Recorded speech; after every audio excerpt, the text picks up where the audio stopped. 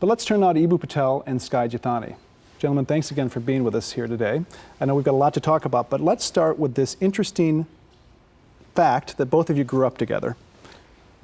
Skye, tell us a little bit about that. The suburbs of Glen Ellen, I believe, right? Yeah. Right, you guys have known each other for a while. In the western burbs of Chicago. We grew up in the same town, same elementary school, all the way through high school. Eboo's parents immigrated from India. My father came from India. So we were two brown kids in a predominantly white environment.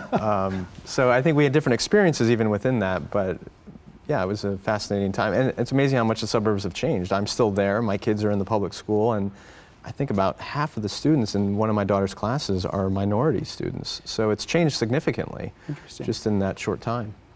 Right. And you know, it's interesting. Skye and I probably talked about a lot of different things back then, sports, math class, whatever it might have been, but we probably never talked about religion. And we're both religion professionals now, and religion has played an important role in our lives for some time. In the most religiously diverse country, maybe in human history, in the most religiously devout nation in the West, at a time of religious conflict, what should we be teaching people about how to talk about religion with people who are of different religions? Yeah, well, I think we've been under the illusion for a long time that we can get by just fine in the secular West without having to think about religion as part of our identity or our politics or our international relations. All of that radically changed on September 11th, 2001.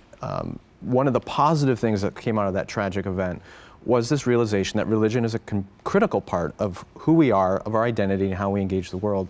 So I think it's a lot easier now to convince young people or educators that if people grow up in the current 21st century environment without a knowledge of their own religious tradition and that of others, there's a massive hole that they need to fill because they just can't function well in the modern world without having that. So that's a big piece of it, is simple education, your own traditional background, and then understanding the basic ideas of those who live around you, who are your neighbors, so that we can begin to weave together a more peaceful community.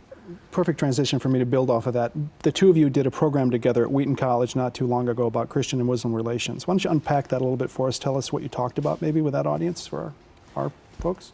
Sure. Well, you know, one of the themes that I like to talk about a lot now as founder and president of the Interfaith Youth Core is something we call interfaith literacy. Religious literacy is knowing something about somebody else's religion. But there's plenty of people out there who are quite happy to tell you only the worst things about other people's religions. So there's that sign that we've seen on television quite a bit in the last year or so, all I need to know about Islam I learned on 9/11. And I want to say, if all you know about Islam is what you learned on 9/11, then you're just ignorant. It's like if the only thing you knew about America was slavery, right? So I think what Skye and I were doing at Wheaton College was advancing an appreciative understanding of different religions. And a lot of the stories I told were my positive relationships and the dimensions of evangelical Christianity that I admired, which is the tradition that Skye is a part of. And he reflected back to the audience the positive relationships he had with Muslims and the dimensions of Islam that he admired. So I think we were doing something more than religious literacy. It was interfaith literacy, and it was modeling it. And as a part of that, Skye, you told this beautiful story about St. Francis and the Sultan. I'm wondering if you would share that story and what it means for us 1,000 years after it actually occurred. Right. Yeah, it's a great story that shows that interfaith cooperation is not a new idea. It's been around for a long time, and there have been other seasons in history where it's been really, really important. So in the 13th century, the Crusades were occurring between Christian Europe and the Muslim North Africa, Middle East, and the wars were getting more and more violent. Francis of Assisi went on to minister to the European troops in one of these crusades, and decided one day that he was going to cross the battle line and go approach the Sultan, who obviously was leading the armies on the other side. So he and his friend approached the Muslim line, and they were unarmed, and the Muslims thought he was crazy, but they let him in. He asked to speak to the Sultan, and he went before the Sultan and simply spent a couple days with the man talking about their faiths. And Francis' agenda was to communicate his Christian identity and values and beliefs to the Sultan and to hear from the Sultan. They ended up playing chess and other games together. And at the end, the Sultan was not converted to Christianity. Obviously, Francis was not converted to Islam, but he modeled a different way of relating. And what motivated him was Jesus commanded us to love our enemies. And he realized that this conflict between these two civilizations would end in just destruction if there wasn't another way modeled. And so Francis, showing enormous courage, defied the expectations of the day, and rather than approaching the enemy as an enemy, approached them as a neighbor. And I think that's a great model for where we find ourselves today. It is a great story. And what was also interesting to me about that particular event was that it was happening at Wheaton College, right? Traditionally very strong evangelical community, Billy Graham's alma mater. Skye, what do you think needs to happen for more of those conversations to potentially happen at other evangelical colleges and communities around the country? That's a big part of the demographic of America, evangelical Christians, and if our work around interfaith cooperation is going to be a broader exercise, it has to involve that conversation. So, yeah, I think it's going to take evangelical leaders modeling it for their followers, for their congregations, and for their schools. So if all evangelicals hear about Muslims is what they get on the news or the stereotypes they hear in various media outlets, it's going to go nowhere. It's going to take church leaders, professors, evangelical leaders who have friends, like I have a friend in Eboo, to show them a different way, not only different Muslims than the stereotype they see on TV, but then a different way of relating to other faiths. So it really begins with the leaders and has to work its way down. Now the challenge is, because evangelicals have been a large community in the United States for a long time, they can isolate and do pretty well all by themselves. They don't have to relate to people That's a fantastic point. outside their faith. So it's really going to take the initiative and conviction of leaders to say, we don't have to do this, but it's in everyone's best interest that we do it and model it for everyone else.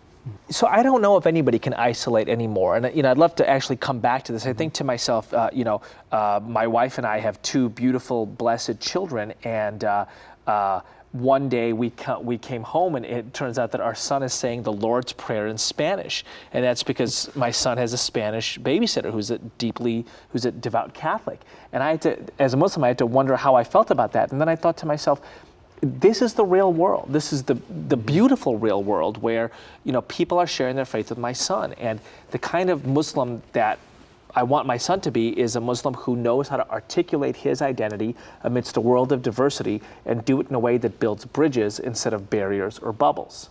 So that was a challenge for me when my son was 3, but it's a challenge that we all face.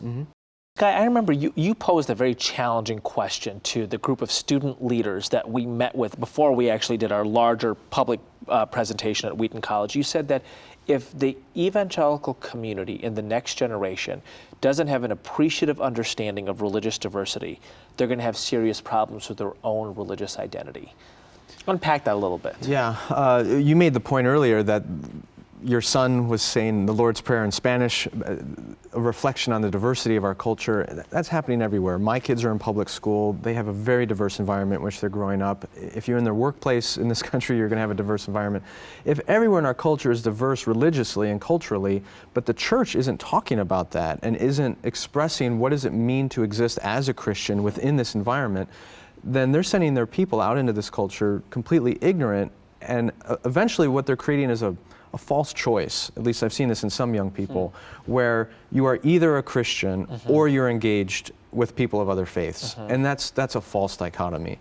So what we need to begin doing in the church is modeling what does it mean to be a Christian in this diverse environment, so that when people engage it, whether as students or after college, it's just natural. It makes sense for me to be a Christian and hang on to my identity in the midst of this diversity, so that people aren't completely walking away from their Christian faith for the sake of acceptance within this diverse community we're a part of now. The church needs to be talking about this. Otherwise, I fear more and more young people, and we're seeing the statistics already, may we be leaving the church because they feel like it's all or nothing. So I actually want to follow up on that. And so the church needs to be talking about it, right? What's the language for it? And I want to give you a personal situation, which is our friendship, right? As some of my secular friends like to say, is evangelical Christianity is about evangelizing. So how is it, Eboo, that you as a Muslim are friends with evangelical Christians? Isn't it the case that all they ever do is evangelize to you? And I said, no, right? I am under no illusion about what they might want me to become, which is a Christian, or an evangelical Christian, but the entire conversation isn't haranguing me to convert. Give us the language for how it is that you as an evangelical Christian are able to hope for conversion at appropriate moments, invite conversion, but also have other types of conversations with people from other faiths. It's a tall order, Skye, so take your time It is on a that. big one.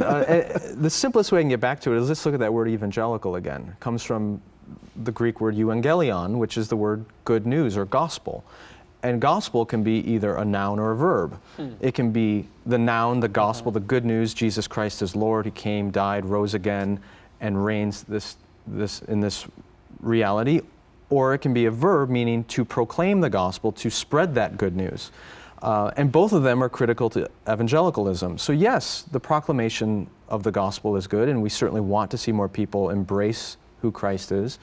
But there is also the noun of gospel, which is to live in the reality of Jesus as Lord.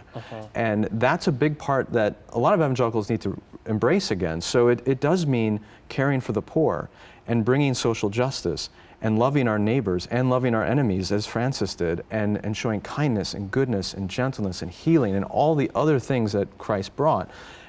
All of that should be part of my relationship with you. And when you ask, why am I doing this? It is because of this good news, and certainly there's an opportunity to share that as well. So I think, frankly, if evangelicals were truly evangelical of the gospel, everyone would want them as their neighbors and as their co-workers and as their colleagues, because they would be good people revealing the goodness of God in every environment in which they find themselves. So it's not just about proclaiming and converting. It's about living and being and showing the goodness of God and His reign in our world. Great answer, Skye, and a great transition for us to spend some time talking about your book. The first book you wrote, The Divine Commodity, I thought was fascinating. If you want to speak really quickly about what that was about, feel free, but also let's talk about reimagining the way you relate to God. If you want to lay out what you're trying to accomplish in that book, we'd love to hear that. Yeah, well, since we don't have a ton of time, let's just focus on the second book. With looks at 5 postures that people have in the way they relate to God, and I articulate them as life under God, life over God, life from God, and life for God, and then the last one, life with God, where the title of the book comes from. So the first 4, probably don't have time to unpack, but I show how they are all rooted in some level of truth and why we're so motivated by them, but how they ultimately leave us dissatisfied. They don't end up producing genuine faith, hope, love, and in fact, in some cases can lead to a great deal of pain and disunity and hatred and strife in our world. And how the message that Jesus really brought was one of life with God, to be in constant communion with Him, and how from that posture we are set free to live lives of faith, hope, and love. So we have a little more time. Go ahead. So tell us about how your model of life with God helps people live life with other people. Okay. Well, the biggest one is when we have a clear vision of who God is, His goodness, His love, His power, we want to be with Him, and when we are with Him, it sets us free from fear. And if we are not afraid, then I can walk across the battle line to the person who the world calls my enemy and love him, even at the risk of my own life. When I'm not afraid, I can show kindness and compassion. When I'm not afraid, I can reach out to a Muslim friend and make him my friend and introduce him to others. Fear is what keeps us constantly at war with one another. It's what keeps us self-centered. And it's the role of Christ in the true gospel is to set us free from that fear so that we can truly love, which is exactly what He modeled for us. So set free from fear, He could willingly go to the cross and model the ultimate love of giving Himself up for the world.